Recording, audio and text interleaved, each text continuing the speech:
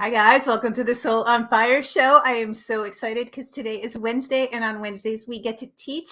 I am Noelle Agape. I'm a leading expert in health, wellness, and consciousness. I'm a quantum energy trainer, and today we have a super special show for you because it's my dear friend Sandee Sgarlata. I pronounced her name wrong, Sandee Sgarlata, and she is a professional coach. She is a professional athlete that turned professional coach, and she is a best-selling author. She is a speaker, and she's a beautiful human. But what she does mostly is she brings you into the vibration of happiness and joy, and she turns trauma from pain into your purpose, and she teaches you how to move through life through happiness. And I'm so excited, guys, because we're going to talk vibration, we're going to talk energy, we're going to move through this show in the quantum fields like we always do.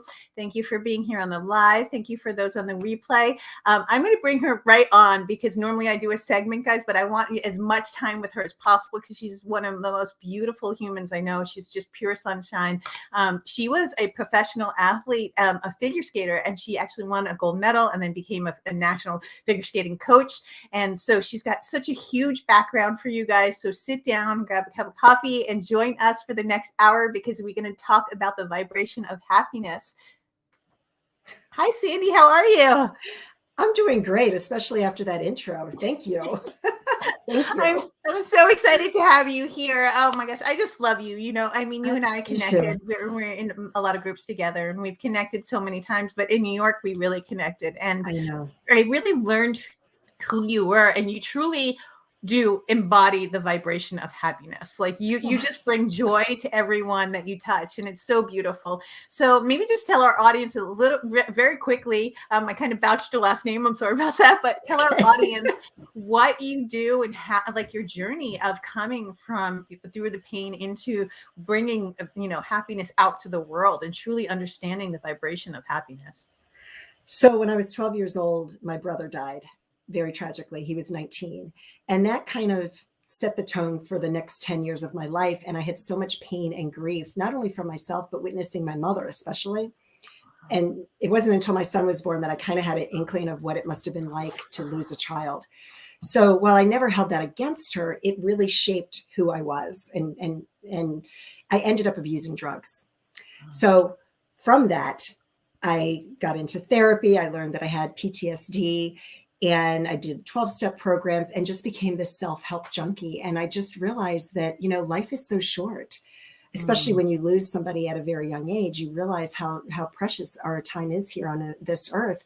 And I made the conscious decision that I was going to change my life and choose happiness every single day. And then I ended up becoming a certified life coach in 2004. And I've been ever since. I've just been helping people to realize that you can choose happiness, that there's always another way to live your life. And we have that power. It's our choice.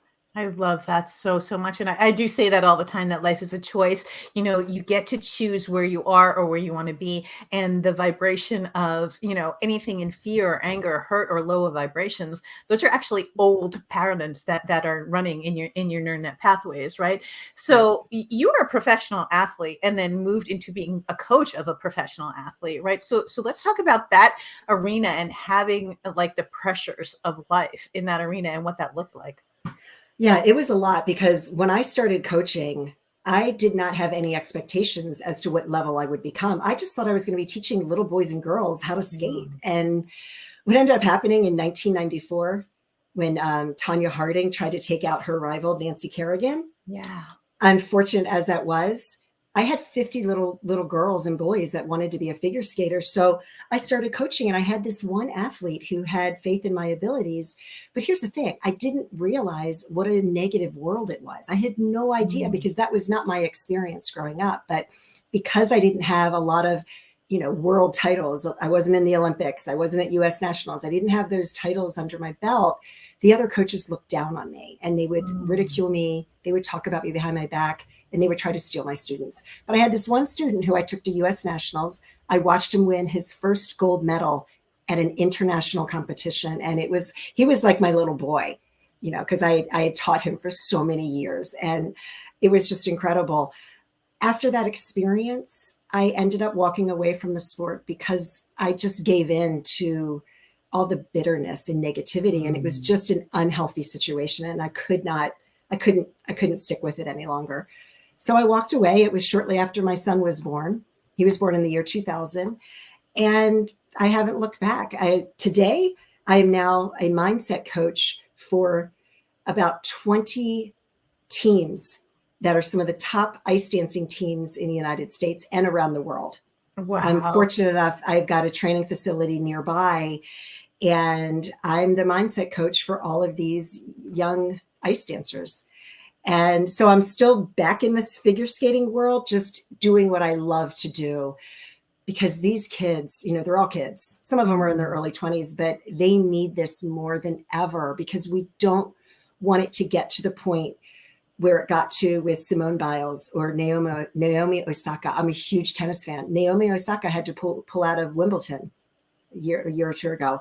It should never get to that point that these athletes are so distraught that they're pulling out of the biggest competitions of their life. And so I'm really just so grateful that I was pulled back into the sport of figure skating, and that I can really help change the lives of these kids and help them to see things differently.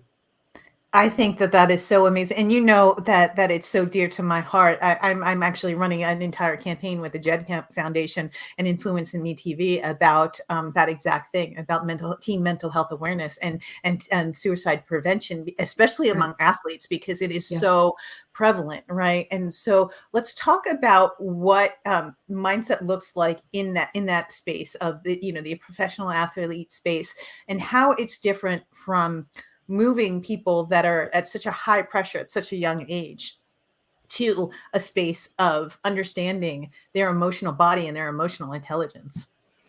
Well, I mean, working with athletes is not that different from working from everyday humans that are just trying to live their life, except as athletes, most people, when you get to that elite level, you are very much a perfectionist. And I think that is the one thing that I see more than anything. I mean, I still suffer from that. I claim to be a recovering perfectionist, but I still have it today.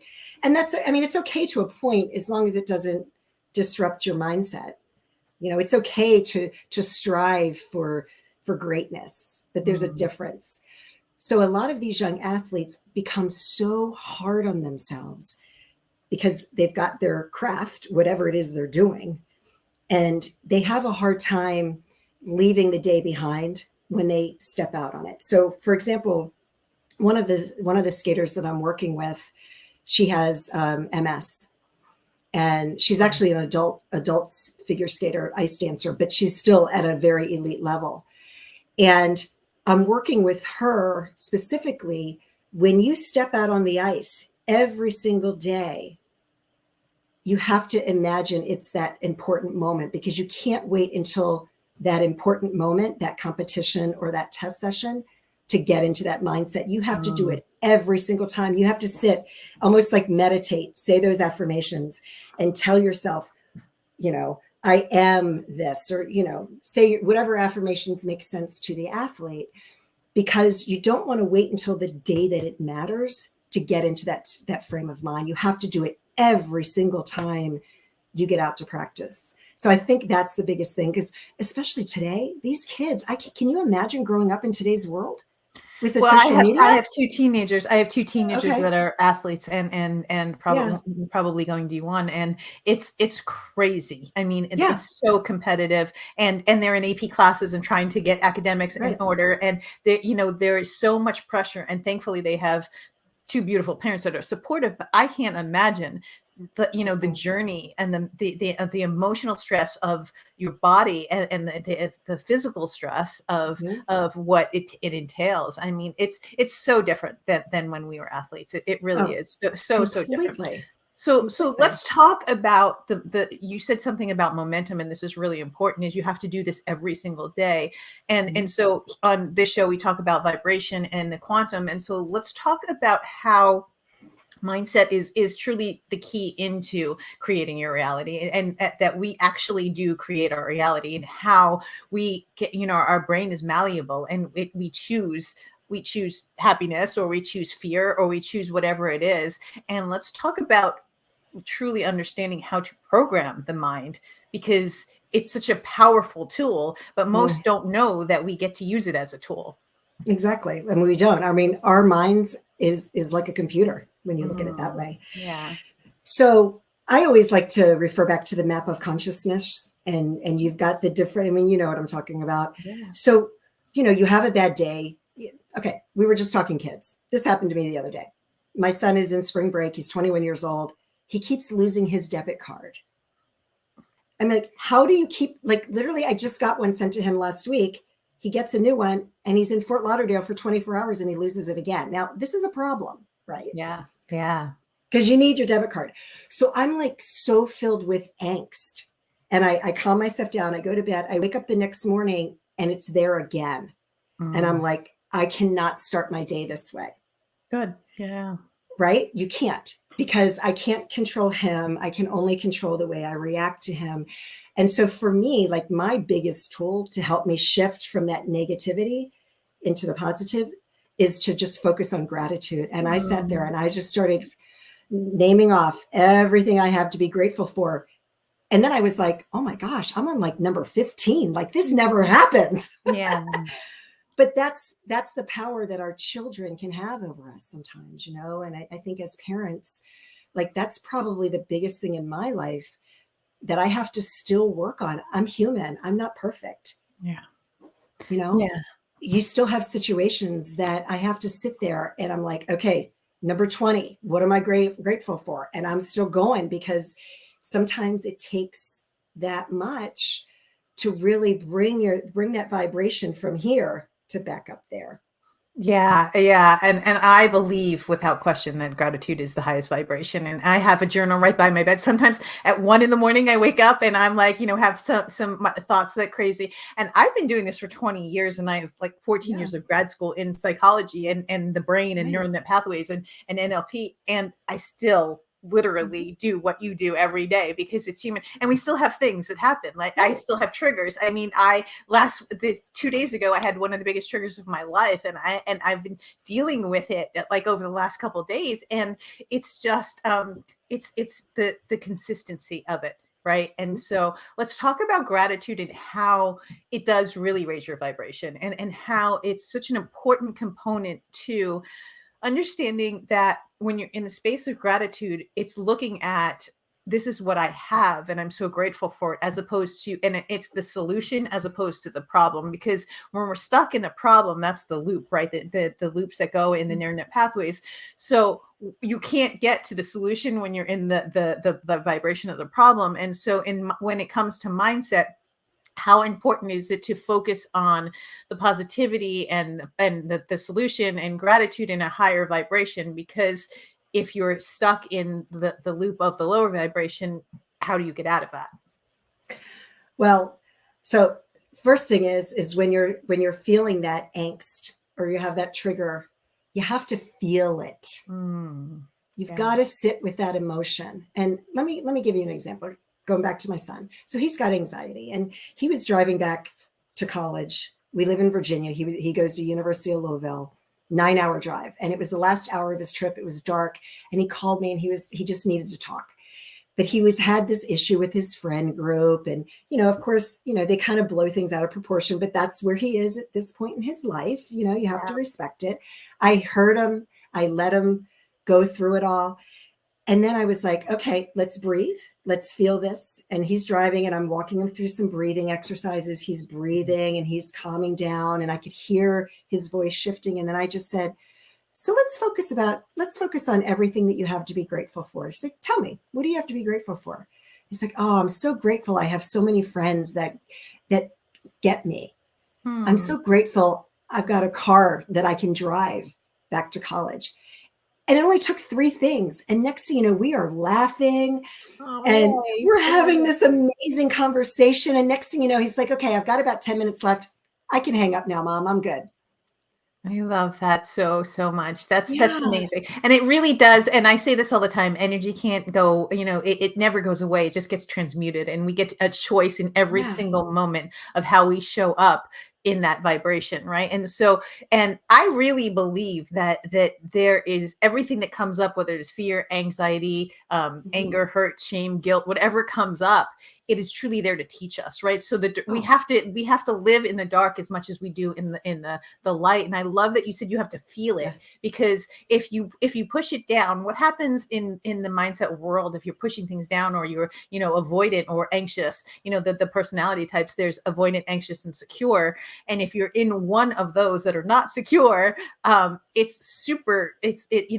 is you withdraw, because those are the introverts that get scared, right? And the anxious get like, oh my God, right? And so how would you handle someone when they're in the midst of having an anxiety attack or having depression where they withdraw? And especially athletes, because that's so important. I know I was an athlete my entire life. They go through the ebbs and flows of the anxiety and the depression and getting into the secure space. And how do you navigate that to bring it into your body and not be so hard on your body and hard on your mind and hard on yourself? Yeah, well, my son has severe generalized anxiety disorder. He was clinically diagnosed. So I've gone through this for many, many years. He was diagnosed at the age of 14 and he's now 21. Wow. So what I do is I teach him the breathing, but first, like, I would walk into his room and he'd be having an anxiety attack. And I had to learn also how to handle him, and that I can't just jump in and try to fix it. So I had to, hear him out, talk to me, and I would let him talk about it, because that's his way of feeling it, right? That's him feeling the anxiety. And then I would start, let's do some breathing. And he knew, he's like, okay, deep breath in, hold it, deep breath out. And it usually only take about 3 times, but I feel like the deep breathing, because it's getting that oxygen to your brain, it's getting that oxygen through your bloodstream, and that is going to calm you down. And then again, it's making that shifting your perspective. There's always somebody or someone who has things worse off than you do. I don't care what it is. I don't care what it is. I love that so much. And so I teach breath work, that. And so the importance of the breath is, releasing the biochemicals in your body. It's oxytocin and the serotonin and the dopamine that you get from, like, when, there are certain things that if you do the square breath, which you were describing, you breathe in for 4, hold it for 4, pause for 4, release it for 4. And if you do that, that is actually like proven that it changes your neural net pathways. So let's talk about changing, like, once that you have the grooves of the anxiety, right? And taking that step and the patterns that you get to change in your life. Let's talk about how, on a daily basis, when you change the patterns, it actually changes your life, because it's so important to understand that we really do create our reality, and it is a choice, right? Yeah. Well, for me, it's about catching myself in the moment, and that takes practice. So it's a practice. It's creating the habit, right? And like I've been doing this for 30 years now. Wow. Been creating this habit of making those choices to change my thoughts, because as much as I don't like it, I am still human. I still judge others. As much as I don't like it. I'm like, when am I going to stop looking at another woman and judging her? Like, stop it. Yeah. It makes me crazy. But I'm human. I'm human, and it's okay. But the difference is I catch myself in the moment. Wow. And I say, stop it. Stop. It's okay that you're doing this, but let's make that shift. And I look at the woman that I was judging 10 seconds earlier, and I say, oh, she's beautiful exactly the way she is. Oh, I love that so much. It's so beautiful. Let's talk about imposter syndrome, because you brought up judging and in the back of our subconscious and unconscious mind, and 90% of our programs are from 0 to 7 that are developed, right? And so we all have unconscious beliefs that are running without us even knowing, and they're running the show, is what I say. It's like hitting an iceberg when you hit a trigger.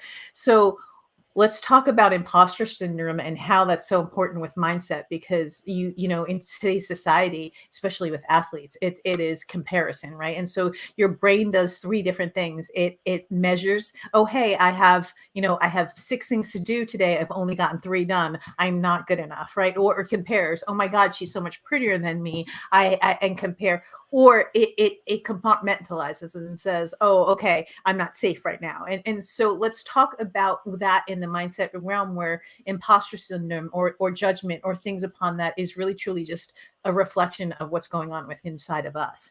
Oh, it's so much so. And I experienced this so much when I was writing my second book before I finished it. Because I published a novel. I finished a second novel, which hasn't been published yet. So I was working on my self-improvement book. It's a part memoir, part workbook. And I sat there and I was like, who am I to write this book? And then I had to be like, okay, I'm never going to be, you know, Deepak Chopra. I'm not going to be. You get the word never out. I'm me. I'm like, I'm just keep messing with my hair. I am me. This is who I am, right? I can't compare myself to that person. So what I had to do was I found this quote, which I have posted, and I have to read it many times. And it says, there are other people doing what you want to do. Or no, there are other people that are less qualified than you doing the things that you want to do only because they decided to believe in themselves. Because so often, and I still have it to this day, you know, so often I get into that, comparing myself to others, thinking I'm not good enough. It's human. We're human. It's part of our DNA. The difference is catching yourself in that moment and being able to replace it with a positive thought. Or, as a very wise woman told me many years ago, she said, Sandee, what other people think of you is none of your business. I love that. I say that all the time. I say that all the time. And I love that. It really is. And it truly is just, in the journey is between you and you, right? And God source, the universe, right? And so it's whatever is coming out in your outer world is 100% what's going on in your inner world. And you get to do the inner work and you get to truly reflect on it. And it is showing you, I'm not good enough. I'm not worthy. I'm not safe, secure, and protected. I'm not lovable. I'm not whole and complete. All of those false core beliefs that are coming up on a daily basis. It's just teaching you to move through it and empowering you. So it's so beautiful what you're bringing out to the world. Thank you for the work that you're doing. We're going to take a quick commercial break and then we're going to come back more. And because I know you're doing such incredible work in this world, I want to highlight that. I want to highlight your books and what they're about.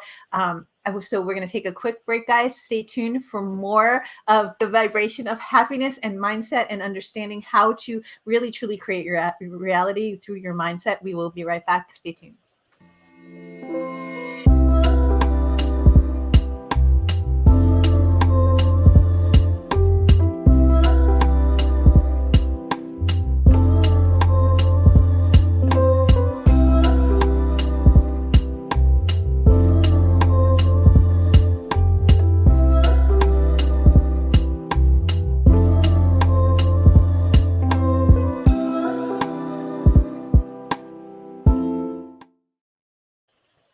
Hi, guys. Welcome back. Thank you so much for being on the Soul on Fire show. I am so excited because today we're talking about the vibration of happiness with my dear friend, Sandee Sgarlata. And she is a professional coach. She is actually a professional. She trains professional athletes on mindset and in moving through their mindset into success. And it's such a powerful, powerful tool. Thank you, Sandee, for being here. In the first segment, we talked about overcoming anxiety and overcoming like your imposter syndrome of who you are and how to get to where you want to be. Let's talk about you and what you truly do with your clients and how you move people from where they are to where they need to be, changing their mindset, allowing them to live in the vibration of happiness, allowing them to connect to a future version of themselves that they never, ever anticipated. Let's talk about that because it's so beautiful what you're doing. Oh, thank you. Well, here's the thing. When you finally are able to get rid of those limiting beliefs, you know, get rid of all of those thoughts that are causing you so many levels of unhappiness, and get you to a place where you can catch yourself and make that shift. by doing that, you're going to be able to create that lasting happiness that you've always wanted. And it's a daily practice. It's something that I have done every day for 30 years of my life. And that is what I work with my clients on. But here's the thing. When you open yourself up to that, and when you are able to make those shifts on a daily basis, the world is your oyster. You know, when you catch yourself in a limiting belief that I'm not good enough, and you switch it to a positive thought instead, and you say to yourself, is that limiting belief true? No, it's not true, right? Why not me, right? Why not you, right? I can do that. You're then able to manifest and create the life that you've always wanted, because you recognize that I'm the one that's been holding myself back. I'm not, you know, you got to stop pointing the finger at everybody else, right? When you're pointing the finger at everyone else, there's 3 fingers pointing right back at you. I love that. Only the goodie, right? Yeah, no, well, that's so good. But so let's talk about doing the internal work and how important it is. I on a daily basis do the internal work as well. And in the morning I meditate for an hour, right? But I mean, I teach meditation, so I meditate for an hour in the morning. I set my intention, I connect to God, source, the universe, and then I segment intend, right? Oh my gosh, I'm so excited that this is going to happen. It's going to be so incredible. And I segment intend, and then I wake up and I journal from that space. I go throughout my day, and then when my vibrations get wonky or my mindset gets wonky, I truly stop and I pause, and then I do the work again. And then at the end of the day, I meditate again, but this time I clear my energy. I'm like, okay, this is what happened throughout the day. This is what affected me. What is it teaching me? What do I need to do better tomorrow? I'm releasing it today. So let's talk about how important it is to have a ritual, because having a ritual with your mind is truly creating your reality in that way. Well, just like you said, starting your day out, you know, instead of picking up your phone first thing in the morning, take time to focus on everything you have to be grateful for. Do the journaling exercises, meditate. If you don't meditate, not everybody does. I love meditation, but that's not for everyone. You know, just write down, you know, everything that you have to be grateful for, because that's going to make that shift for you and start your day out on the right track. Now, for me, I tend to meditate usually around 2:00 in the afternoon, because that is when, like, I'm a workhorse. I work really, really hard. I'm very efficient, but by 2:00, I'm spent. So that is when I retreat to my bedroom. I lay down, I meditate. Sometimes I fall asleep, sometimes I don't, but it's like pushing the reset button. I love that. I reset my day. And then again, at the end of the day, you know, and obviously throughout the day when things get wonky, you got to make that reset. But I love that you said at the end of your day, you talk about the things that you did and what you want to improve on. But I like to celebrate my wins every day, because there's so often, I didn't get this done. I didn't get this done. Stop it, Sandee. No. Okay. Look at everything you did get done today and really focus on the wins that I accomplished that day, because I accomplish a lot every single day. And if I wasn't celebrating those wins, I'd be just kicking myself in the butt. And, you know, I don't want to live like that. I have to celebrate every day. Yes. I love that. And I teach that to my exact thing to my clients. I say, what was good, what was really hard, and how are you going to celebrate? And that trains your subconscious to say, oh, I really liked this and enjoyed this, and this is the vibration I want to be in. What was really hard is where the work I have to do, right? Because it was really hard for me to get in that space. And there's a lesson in there for me. What am I learning? And then how am I going to celebrate? Because exactly what you said, if you do not celebrate, your subconscious mind is like, why am I doing all this work? Right. So let's talk about like some success stories that some of your clients have had, because I know it's massive impact that you've made on so many lives of, and not just athletes, but just of so many humans in general. And you have a podcast too, right? Yeah. So, you know, it's interesting because I need to be better at getting like testimonials, but I run into people and people are like, oh my gosh, I listened to that podcast episode and it really helped me to shift my perspective. Or I had one client who was so caught up with the election that we had. Remember that? When was that? I don't know. I forgot. It seems like it's so long ago. I want to put it out of my Really mind. I don't know that really happened. I don't know. But I worked with her because she was like this, right? Having the blinders on. And I think that's a lot of what I do with my clients is that they have these blinders on and they're not willing to see the shades of gray. They're only looking at things in black and white. And a lot of what I talk about, even though I have all sorts of steps, it all revolves around shifting your perspective and your perceptions, because that's what's holding us back is your inability to see things in another way. And like this one client of mine in particular, she was so, distraught that her candidate did not win the election. And I was able to talk her through it, talk her off the ledge. And she literally wrote me and was like, thank you. Because I was like, just press the reset button. There's another way to look at this. 4 years is going to pass by so quickly. Try to see the good in our president instead of focusing on the negatives. And it was just helping her to be like, oh, wow, there's another way I can look at this. And I'm not trying to bring in politics because I hate it. It was just the first thing that came to my mind. But no, I understand completely. But you know what I mean? I don't hate it. I dislike the whole arena of that. It's just being able to shift your perspective. And for me, that's a superpower of mine. I've always been able to see things from multiple perspectives. Sometimes it's a curse. Sometimes it's a blessing. Because there's a lot of times I don't want to see it another way, right? I get into that too. No. And I'm over here, okay, but you can look at it. I'm like, no, I don't want to look at it that way. I want to look at it this way. And, well, let's talk about that because it's actually really important. And I don't want to interrupt you, but this is an important point that you brought up. Let's talk about remaining in the victim as opposed to, because you cannot get to a higher vibration when you're in the victim, right? And so the victim loop is always someone is the hero, someone is the victim, and someone is the prosecutor. And that sometimes it's yourself and you're looping through all three of those, right? Let's talk about stepping outside of the victim loop and how do you do that? And maybe some tangible tools to do that, because I feel that that's such a prevalent thing in society today is, well, it's your fault. And either being the prosecutor, the hero, or the victim, right? And even the hero gets a lot of hype, but the hero is still in the victim loop, right? It's saving someone as opposed to them doing the inner work with themselves. Yeah. So, being a victim is a very slippery slope to go down. And I want to just preface this with, there's many situations that I have not been through. And I say this with caution because I don't know what I don't know. Okay. Yeah.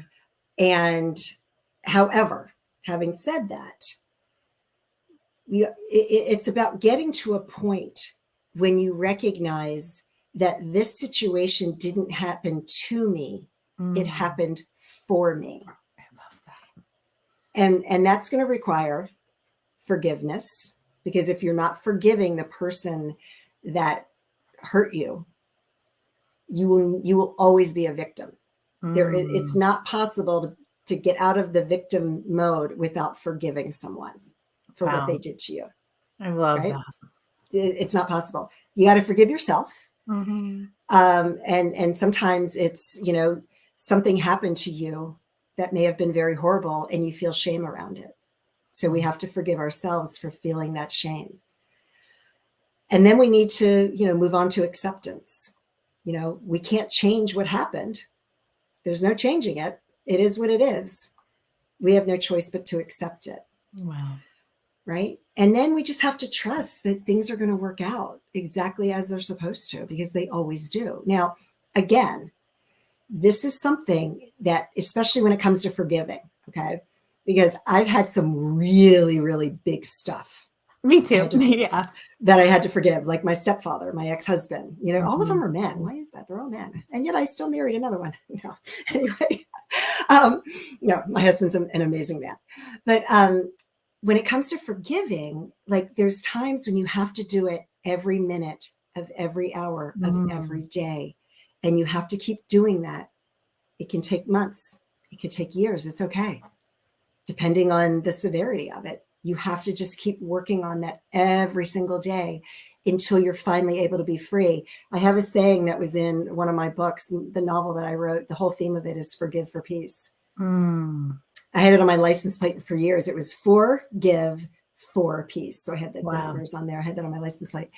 But it's a motto that I live by, because at any point when you're not feeling peace in your heart about a situation or a person, there's still forgiveness that needs to take place. I love that. And radical forgiveness is, and I love that you walked us through the journey of acceptance and finding peace and getting to peace. And just so everyone understands, like, we know, and Sandy and I have both been through very dark paths, and to move into the light, and we had to learn forgiveness along this journey, right? Absolutely. And I promise you that, I'm a licensed counselor, quantum energy trainer, NLP trainer, 20 years of experience. And this week I came up and it was like men hurt or leave. And it was this week, right? And my boyfriend's just like, where is that even coming from? Right. And so we were victimized, but we are not a victim. And how long you stay in the vibration of victim is so important to understand, because the hurt is still going to come up to be healed. But it only comes up when it's ready to be healed. And that's one thing most don't understand, is that unconscious beliefs come up when they're ready to be healed, when they're stored in a deep unconscious. You don't even know that you're running the program, but if something comes up, it's to teach you to be healed. So let's talk about that, moving through when it's the thick of things, when you're right in the thick of a trigger and your mindset gets triggered, and then you're like, that's it. I say all the time, I'm bubbles and unicorns until I'm not, right? And so in that moment that I'm not, I have to be present. I have to be aware. So let's talk about awareness and how important it is along the journey of forgiveness, finding peace, but also moving into happiness beyond that. Well, a lot of times what happens is we're making up a story of what we think just happened or what we think is going to happen. And I'll give you an example, because I feel like real life examples are always the most useful.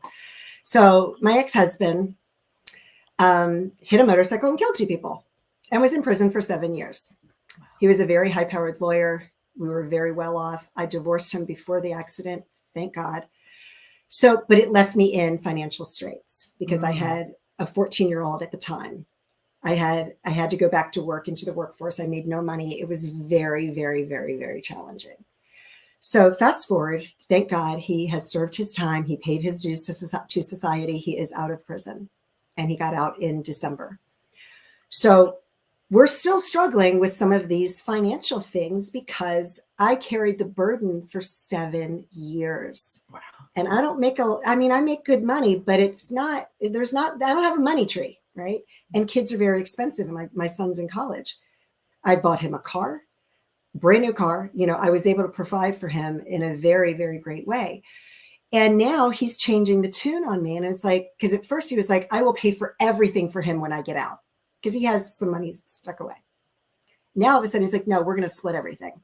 So what I find myself doing sometimes on a daily basis is I start going down this rabbit hole of the dialogue and what I'm going to say. And then I have to time out, press the reset button. And I literally have to just start, I have abundance in my life. I will make my own money. But it's just this self-dialogue that I have to go through.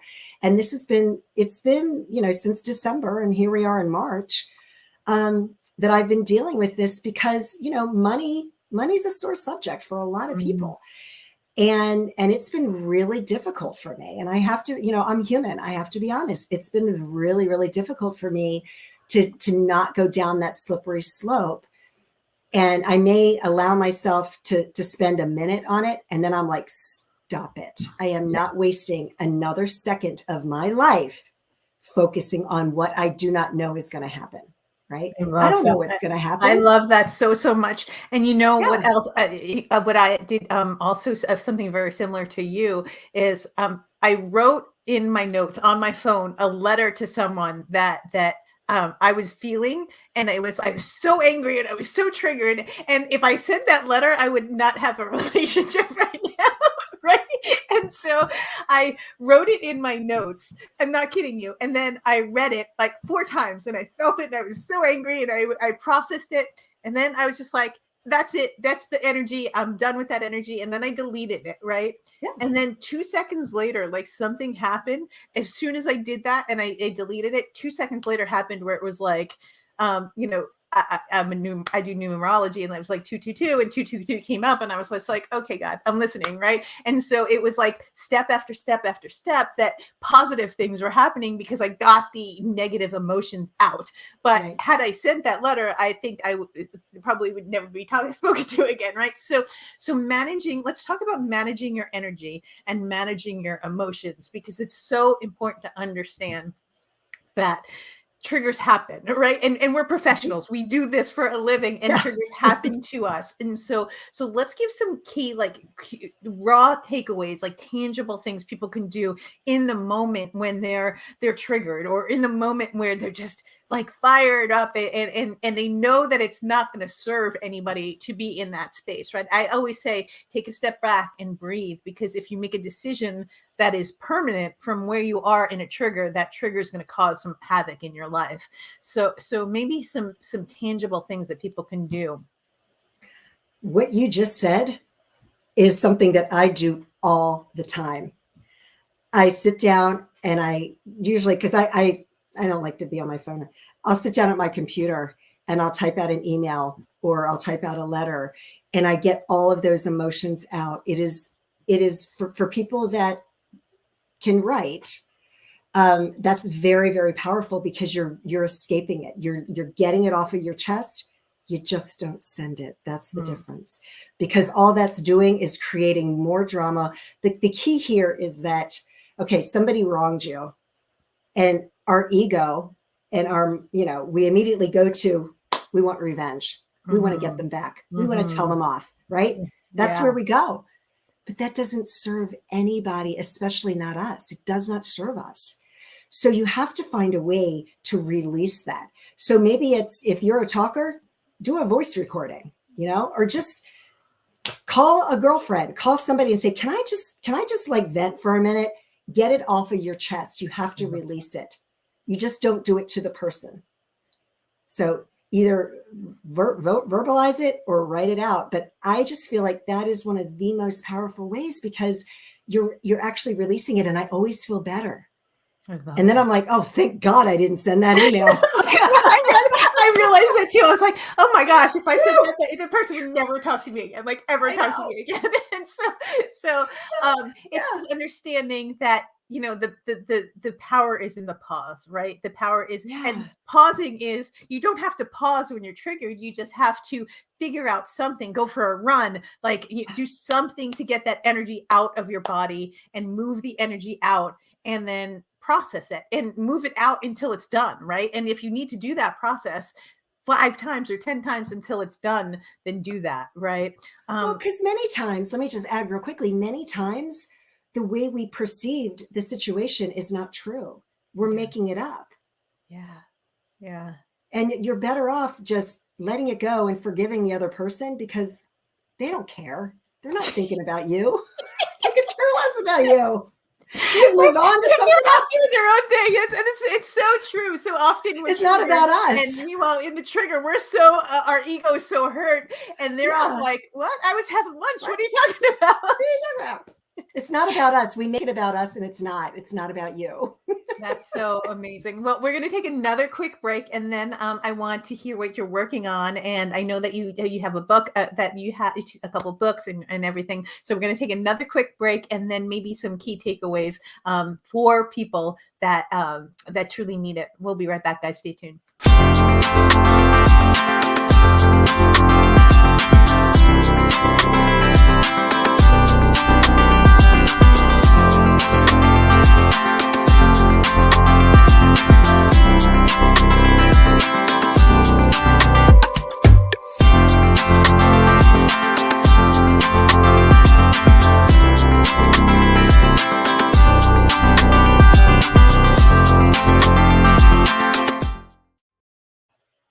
Hi guys, welcome back. Thank you so much for being on the Soul on Fire show. Today we are talking about mindset. We're talking about happiness. We're talking about changing your mindset and transmuting the energy from a low vibration to happiness and higher vibrations. Thank you, Sandee, for being here. So let's talk about some powerful, powerful tools. Like we used the letter, we used taking going for a run or something like that. What else are some things that physically you can do? Like I use a food to biohack. I take ice baths. I'll go into sauna. I'll get massages. I'll go for a crazy run. I'll walk my dog. I'll cook because I love cooking. So, what do you teach your clients? Like some key takeaways that people can have just to raise their vibration, just to be happy, because life is going to happen.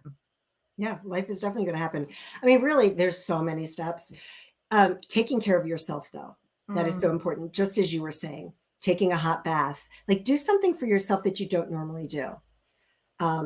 Like I just started running again, and that has been my big lifesaver lately. But take a hot bath, light some candles, have a glass of wine, whatever makes sense for you, and you don't have to spend money to do that. It's just all of those things that make you feel good, things that you don't normally do, putting yourself first, because so often, especially as women, we put everybody else ahead of ourselves.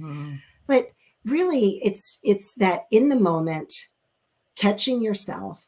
And in my book, I actually have a workbook in the back where I walk people through exercises of the things that they can do on a daily basis, so that you start to create that habit, because that's really what it comes down to, is like creating lasting change is creating a habit and replacing those old behaviors with new ones, so that when life happens, while we're busy making other plans, because it always does, you have those tools in your back pocket that you can use to make those shifts and then raise your vibration.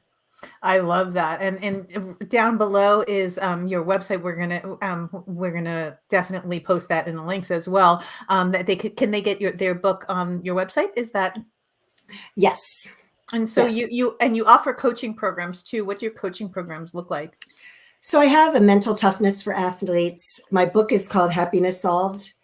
And so I have a happiness solved for everyone. And then I also have a new one that I'm just rolling out now, which is emotional intelligence for leadership, which I am working with corporate America on delivering that training program as well.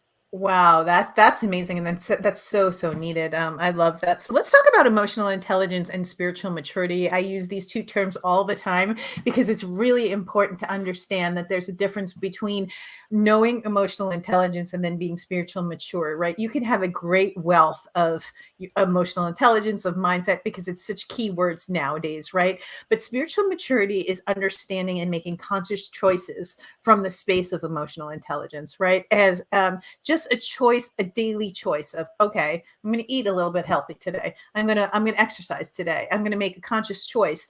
Oh, I actually see this pattern of anger, or I'm not enough. How am I going to react in that situation, right? And so I believe one of the most important things that we can teach in today's society is spiritual maturity, and it's rising above the emotional intelligence piece and understanding the awareness of your emotions, but truly just stepping into taking accountability. And let's talk about accountability, because that's one of the most key components of mindset, is taking accountability for your actions. You're not responsible for anyone else's emotions, but you're responsible for how you react to their emotions, right? Yeah. And so let's talk about that, because we have about 12 minutes left, and it's such a powerful topic, I think, to close on.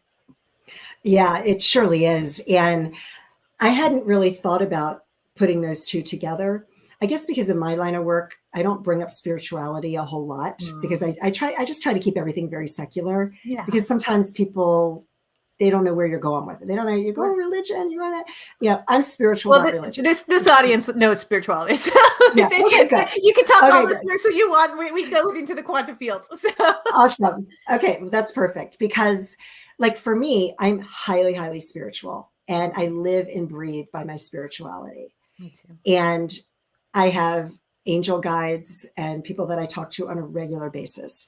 And when I do that, because I feel like I have like relationships that I've established.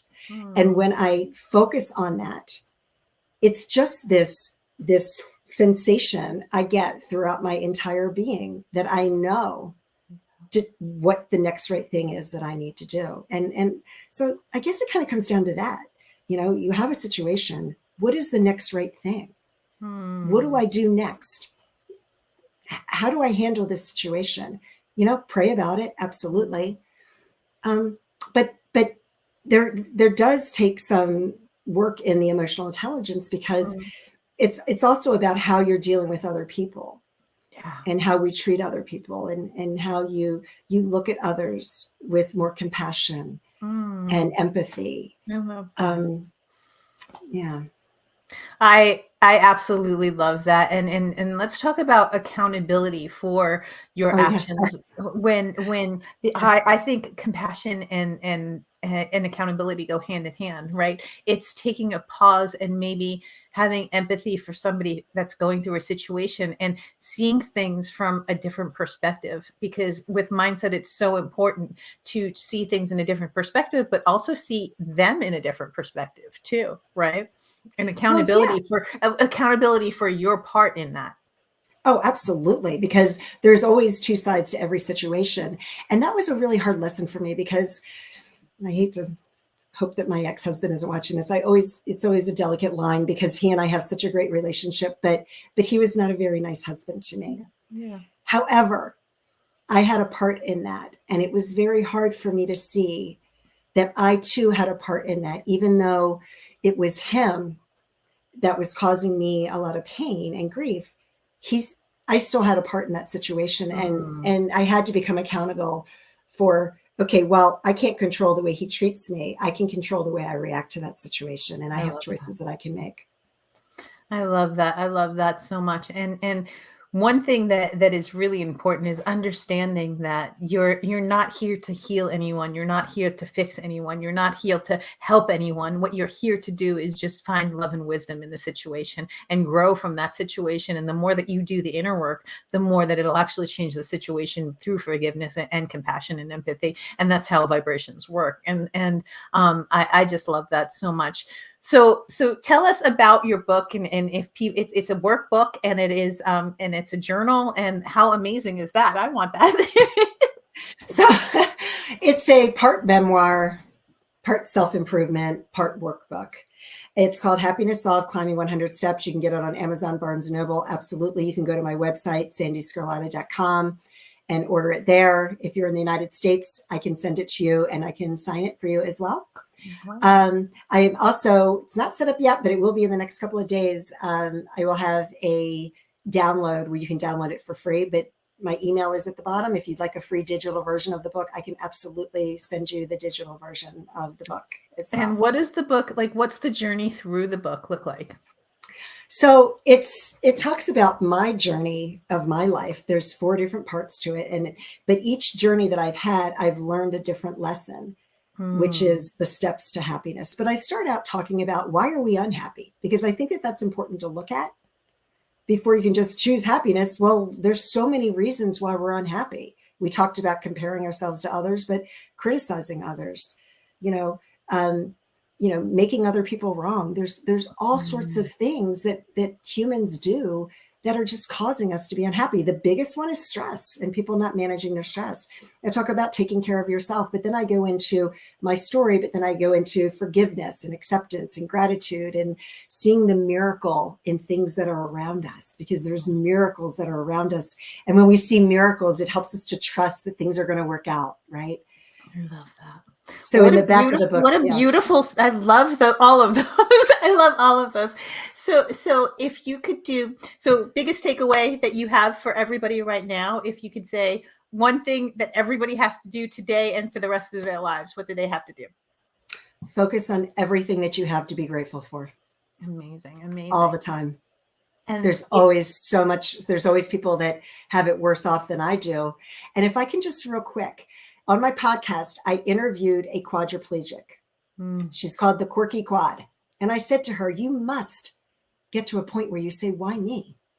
This beautiful girl in her early 30s who became a quadriplegic. I'm like, how do you get out of that victim mentality when you are sitting there and need 24/7 care? She can't even go to the bathroom on her own. And she goes, Sandee, I talk to other quadriplegics who have it worse off than me. Mm. Wow. Yeah. So find gratitude in everything. There is something, there's a blessing even in the pain. There is a lesson in the pain, that you are not a victim. You can be more powerful than you know. What sets your soul on fire, Sandee? Oh my gosh, what sets my soul on fire? Oh, just being able to help others. That's just been my life's work for 30 years now, is just helping people choose happiness, because life is too short. And life is too short to live without being happy. And it just breaks my heart that there's so many people that just get by every day being miserable. I love that so much. And truly, I embrace life. I feel like it is so important. If we could teach you one thing, guys, it is do one thing or 1,000 things a day that makes you happy. You have to find your internal happiness. If you're looking for love in all the wrong places, that's what's going to happen, and that's what's going to show up in your life. Happiness and love comes from within. Sandee, you're so beautiful and so amazing. Tell us where everybody can find you, and I'm going to run your website across the screen one more time. But tell us how they can find you. Tell us how they can work with you and all that stuff. So my website is sandeesgarlata.com. And at the very top right-hand corner of the screen, you can schedule a free call with me. And then we can talk about working together. On Facebook and Instagram, I am at Coach Sandee Sgarlata. And what does that look like when somebody works with you? So it depends. I can customize things. You can join my group coaching program. I have different levels of the group coaching program that you can join. So you can join just the group coaching. You can join group coaching with one-on-one, or group coaching with intense one-on-one. And so what are people expected what are the expected outcomes from working with you? After working with me, they will start to see that they are creating lasting changes in their life, and that they will learn to start choosing happiness. Their moments of unhappiness will begin to diminish. Wow. That's so beautiful.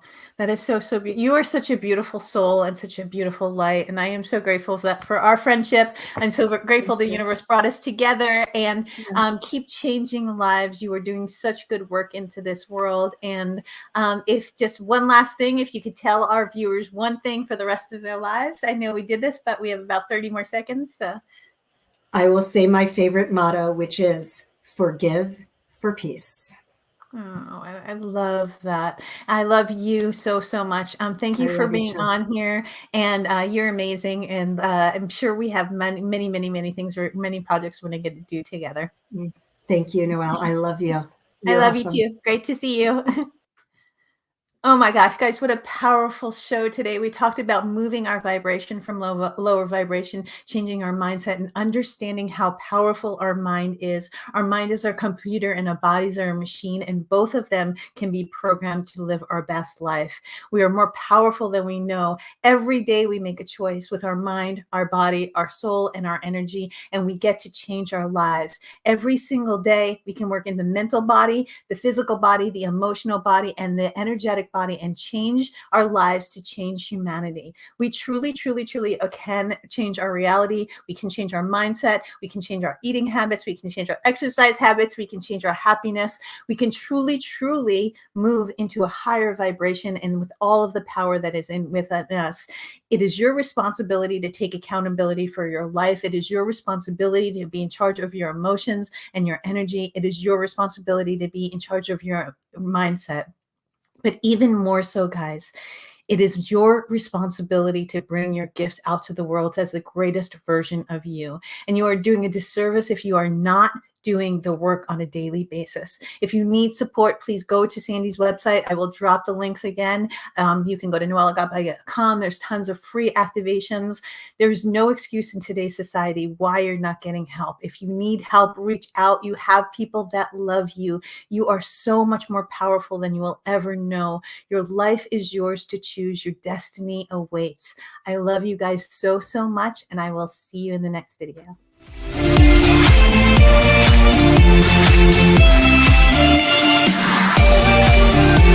Thank you.